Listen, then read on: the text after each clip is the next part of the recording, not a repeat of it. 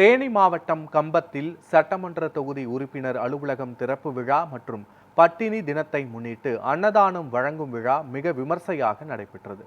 தேனி மாவட்டம் கம்பம் சட்டமன்ற தொகுதியில் சட்டமன்ற உறுப்பினர் ஜெகநாத் மிஸ்ரா தனக்கு வாக்களித்து வெற்றி பெற செய்த மக்களுக்கு நன்றி தெரிவித்து மக்களின் குறைகளை கேட்டறிந்தார். இதனைத் தொடர்ந்து புதுப்பிக்கப்பட்ட சட்டமன்ற உறுப்பினர் அலுவலகத்தை ஜெகநாத் மிஸ்ரா திறந்து வைத்தார். இந்த விழாவில் பல்வேறு சமுதாய தலைவர்கள், பல அமைப்புகளை சேர்ந்தவர்கள், தாவேகாவினர், பொதுமக்கள் என ஏராளமானோர் கலந்து கொண்டனர்.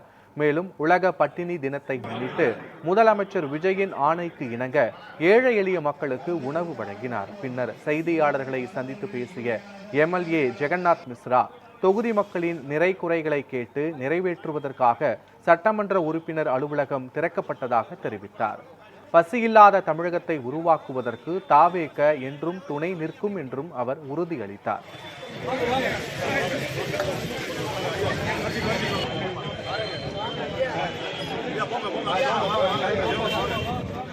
விவசாய அமைப்பு, நம்முடைய டிஎன்டி அமைப்பு, பல்வேறு அமைப்புகளை சார்ந்தவர்கள் முன்னிலையிலே இன்றைய தினம் கம்பம் சட்டமன்ற தொகுதி உறுப்பினருடைய அலுவலகம் திறக்கப்பட்டு இருக்கிறது.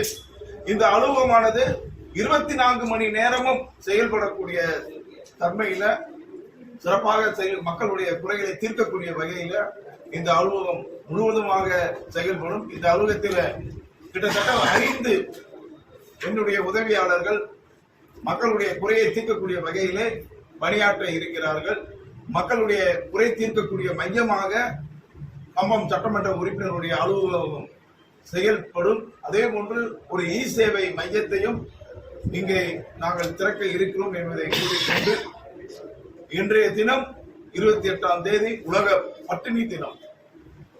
அருமை நம்மளுடைய முதல்வர் தளபதி அவர்கள் ஆலோசனைப்படி இன்றைய தினம் தமிழகம் முழுவதும் மக்களுக்கு அன்னதானத்தை வழங்கி வருகின்றோம்.